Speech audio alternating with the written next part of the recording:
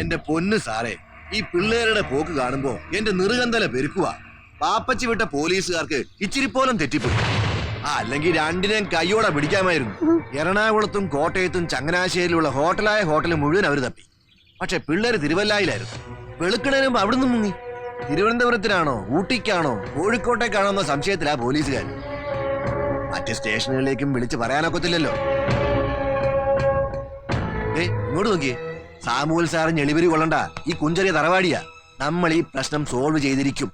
സാറേ വന്നേ, സാറിന് വന്നേ സാറേ, ഒരു കാര്യം പറയട്ടെ. വന്നേ. അതെ, കയ്യിൽ കാശ് തീരുമ്പോ രണ്ടും ഇങ്ങ് തിരിച്ചു വന്നോളും. പിന്നെ ഒന്നും നോക്കണ്ട, രണ്ടിനെയും പിടിച്ചങ്ങ് കെട്ടിക്കാം. തറവാട്ടുകാര് ചിലര് മുറിവുറുപ്പുണ്ടാക്കും.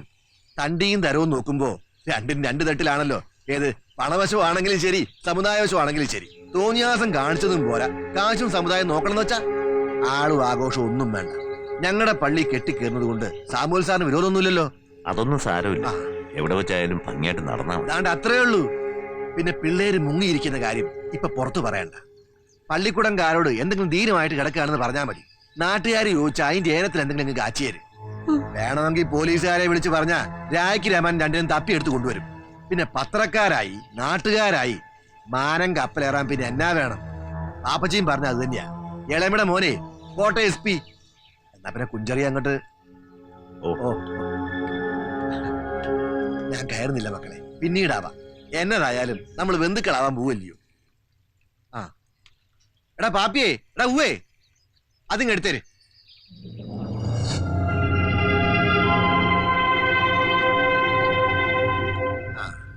തിരുവല്ലായിലെ ഹോട്ടൽ മുറിയിലെ പെങ്കോ ചിട്ടേച്ച് പോയതാ. സ്ലേറ്റും പുസ്തകവും വെച്ചാട്ടെ.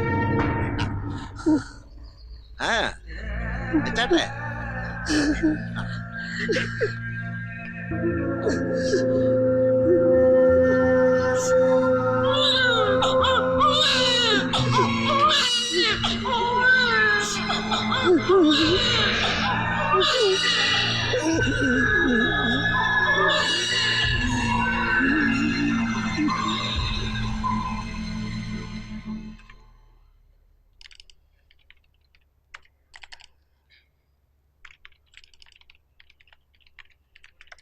ഷെലി,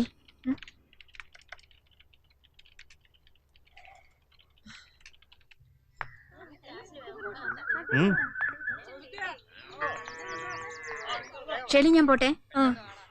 ഈ നേരത്ത് വീട്ടിൽ വന്ന് ഉണ്ടാവില്ലെന്നറിയാം, അതാ ഇങ്ങോട്ട് വന്നേ. ഇതെന്റെ കസിനാ ഷിജു. ഹായ്. എന്നാ പിന്നെ ഞാനിവിടെ വെയിറ്റ് ചെയ്യാം. നീ നിന്റെ ഫുഡ്ബിയെ വീട്ടിൽ കൊണ്ടാക്കിട്ട് വാ. ഇനിയിപ്പോ ഒളിച്ചും പാത്തൊന്നും വേണ്ടല്ലോ. എന്നാ പോവല്ലേ? അയ്യോ വേണ്ട, ഞാൻ നടന്നു പോയിക്കൊള്ളാം. ഇന്നലെ ബോംബെയിലുള്ള എളയമ്മ വിളിച്ചായിരുന്നു. ഷേലിയുടെ ഒരു ഫോട്ടോ അയച്ചു കൊടുക്കണമെന്ന് എളയമ്മയ്ക്ക് ഒരേ നിർബന്ധം. ആൻഡ്രൂസിന്റെ ഐലൻഡ് ഒരു ഫോട്ടോ ഉണ്ടല്ലോ. അത് ഇലന്തൂരിലെ പെങ്ങൾ വന്നപ്പോ കൊണ്ടുപോയി. കല്യാണം കഴിഞ്ഞ് ചെല്ലുമ്പോഴേക്ക് ഇളയമ്മ ഷേർലിക്ക് ഒരു ജോലി ശരിയാക്കി വെക്കാന്നാ പറയുന്നത്.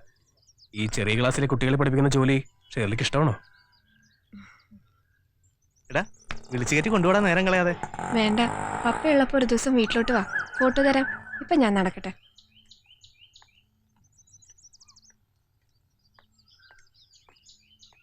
ഒരു ദുരന്തത്തിലേക്കാണ് നമ്മൾ നടന്നു നീങ്ങുന്നത്. ഇനിയും ഒരു തിരിച്ചറിവ് ഉണ്ടായില്ലെങ്കിൽ അതിന് കൊടുക്കേണ്ടി വരുന്ന വില വളരെ കൂടുതലായിരിക്കും. 33% സ്ത്രീ സംവരണം നടപ്പിലാക്കണമെന്ന് ആവശ്യപ്പെട്ടപ്പോൾ അത് നിഷേധിച്ചു പിടിച്ച രാഷ്ട്രീയ പ്രസ്ഥാനങ്ങൾ സതിയുടെയും ശീലാവതിയുടെയും സീതാദേവിയുടെയും ചിത്രങ്ങൾ കാണിച്ച് വോട്ട് തട്ടിയെടുത്തവരാണ് സുഹൃത്തുക്കളെ. പൈതൃകമായ സംസ്കാരത്തിന്റെ പേരിൽ അഭിമാനിക്കുന്നവർ തന്നെയാണ് ഞാനും നിങ്ങളുമൊക്കെ. പക്ഷേ കാട്ടുനീതികളും അനാചാരങ്ങളും നമുക്ക് ഉൾക്കൊള്ളാൻ കഴിയില്ല. കഴിയുമോ? ഇല്ല. പാശ്ചാത്യ രാജ്യങ്ങളിൽ വ്യവസായ വിപ്ലവം.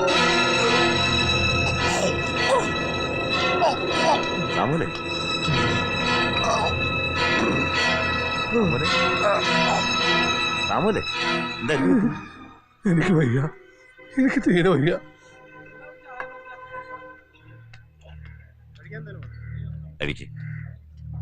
എനിക്കതിന് മനസ്സ് വരുന്നില്ല കഴിക്കാൻ. 4 ദിവസമായി പിള്ളേര് അവരാരും കഴിച്ചിട്ടില്ല. 4 ദിവസം?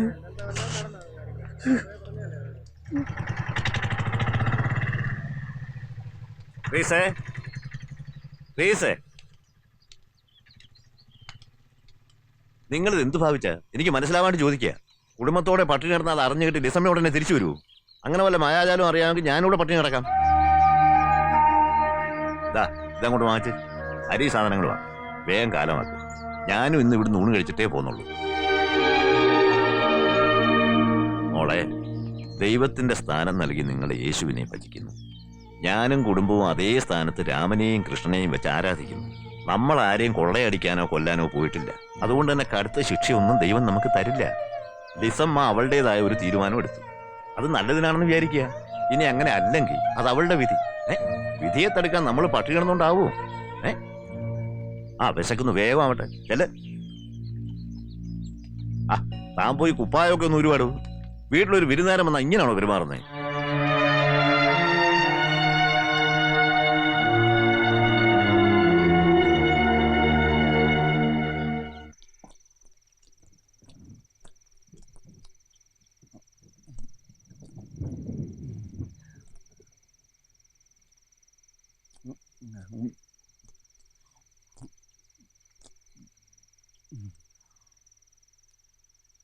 പത്രം തുറന്നാ മന്ത്രിമാര് 10 ലക്ഷം മോഷ്ടിച്ചു 50 ലക്ഷം മോഷ്ടിച്ചു എന്ന് മാത്രമേ കാണാനുള്ളൂ. അവരൊന്നും ആരും സസ്പെൻഡ് ചെയ്യുന്നില്ല, എൻക്വയറി നടത്തണില്ല. പാവപ്പെട്ട ഈ അത്തപ്പാടി ജോണിക്കുട്ടി ലീക്കായ ഒരു ബാറ്ററി എടുത്ത് വിറ്റപ്പോ അത് മോഷണമായി, എൻക്വയറി ആയി, സസ്പെൻഷനായി. ഭരണം ഒന്ന് മാറട്ടെ. എന്നെ സസ്പെൻഡ് ചെയ്ത എല്ലാത്തിനും ഞാൻ അട്ടപ്പാടിയിലേക്ക് കട്ടും. ഇത്തിരി കറിയും കൂടി ഇങ്ങ് ഒഴിച്ചേടി. നിന്റെ വറുത്തരച്ച കറിയുടെ ക്വാളിറ്റി ഒന്നും ഇല്ലട്ടാ ഈ ചാറിന്. സസ്പെൻഷനിൽ നിൽക്കണ ഒരു ഡിപ്പാർട്ട്മെന്റ് ഡ്രൈവർക്ക് ഇത്രയൊക്കെ മതി എന്നായിരിക്കുമല്ലേ? നീ പറഞ്ഞില്ലേ ഞാൻ മദ്യപിച്ച് മതോന്മത്തനായിട്ട് നടക്കാണെന്ന്? 3 ദിവസം ഞാൻ മദ്യപിച്ചിട്ട് 3 days. എന്റെ ഓർമ്മയിൽ ഞാൻ 3 ദിവസം കഴിക്കാതിരുന്നത് പണ്ട് എനിക്കും മുണ്ടുനീര് വന്ന് കിടന്നപ്പോഴാ. എന്റെ വിഷമം ആര് കാണാനാ? നീയും എന്നെ മനസ്സിലാക്കണ്ട. നിങ്ങൾ വേഷം കെട്ട് മതിയേക്ക് ചോറ് വന്നിട്ട് പോവാൻ നോക്കി. എന്റെ നിലയും വിലയും വെച്ച് നോക്കുമ്പോ ഞാനിങ്ങനെ സസ്പെൻഷനിൽ നിൽക്കേണ്ടവനല്ല. അല്ലെങ്കിൽ തന്നെ സസ്പെൻഷൻ ഇന്നൊരു നാളെ പോവും. പക്ഷെ മനുഷ്യന്മാരെന്നും മനുഷ്യന്മാരായിരിക്കണം. മനുഷ്യന്മാരെ മനസ്സിലാക്കണം. എന്റെ ജോണിച്ചായ, നിങ്ങളൊന്ന് വേഗം കഴിച്ചേ. പപ്പയൊന്നും കഴിച്ചിട്ടില്ല. ഷേളി പോയി പപ്പയെ വിളിക്ക്. ഞാൻ വേഗം തിന്ന് തൊണ്ടേ കുരുങ്ങി ചത്ത. നിനക്ക് വേറെ കെട്ടാനല്ലേ? ഞാൻ പതുക്കെ തിന്നുള്ളൂ.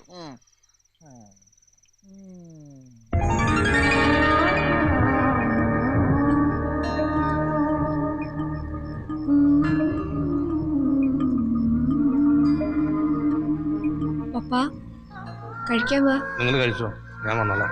പപ്പ വന്നിട്ടേ ഞങ്ങൾ കഴിക്കുന്നുള്ളൂ. പപ്പ പറഞ്ഞേക്ക്, മക്കൾ കഴിച്ചോ. പപ്പ കുറച്ചു നേരം ഒറ്റയ്ക്ക് ഇരുന്നോട്ടെ.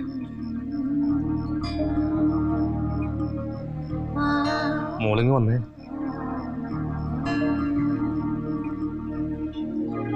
ഈ ലിസമോക്ക് പപ്പയോട് വെറുപ്പായിരുന്നു. എന്നാ പപ്പ ഇത്? പപ്പയുടെ ഭാഗത്ത് കുഴപ്പങ്ങളുണ്ട്. മോഹ ഡോക്ടറാക്കാനുള്ള മോഹം മനസ്സിൽ വെച്ച് ഞാൻ എൻ്റെ കുഞ്ഞിനെ ഒത്തിരി കഷ്ടപ്പെടുത്തി. വെളുപ്പാൻ കാലത്ത് വിളിച്ചുകൊണ്ട് പഠിപ്പിച്ച് മാർക്ക് കുറഞ്ഞപ്പോൾ ചീത്ത പറഞ്ഞു. എല്ലാത്തിനും കാരണക്കാരത്തി ഇവളാ ലിലിക്കുട്ടി, നിങ്ങളുടെ അമ്മ. നടപ്പിലാക്കാൻ റാണിയില്ലാത്ത മോഹങ്ങൾ തന്നിട്ട് അവളങ്ങ് പോയി. നീന്തൽ അറിയാത്തവൻ നടുക്കടലിൽ പെട്ടതുപോലെ ഞാനിവിടെ കിടന്ന് മരണപ്രാളം കാണിക്കുക. അവൾക്ക് ഇതൊന്നും അറിയണ്ടല്ലോ. നീയും ട്രീസയും കുഞ്ഞുനാളിലെ പഠിക്കാൻ വണ്ടികളായിരുന്നു. അതുകൊണ്ട് നിങ്ങളുടെ കാര്യത്തിൽ പപ്പക്ക് മോഹഭംഗമില്ല. പക്ഷെ വിസമ്മതല്ല. അവള് പപ്പയെ കൊതിപ്പിച്ചു, വെച്ചുനേറ്റ് പിൻവലിച്ച് ചതിച്ചു. പപ്പ എന്നാ ഇത്? അപ്പുറത്തെ ചോണിച്ചായനൊന്നും അറിഞ്ഞിട്ടില്ല. ലിസമ്മ എന്തെന്ന് ചോദിച്ചപ്പോ ഞങ്ങള് ദേവകാന്റിയുടെ വീട്ടിൽ പോയേക്കുവെന്നാ പറഞ്ഞേക്കുന്നത്. മക്കൾ പോയി കഴിച്ചോ, പപ്പ വന്നോളാം.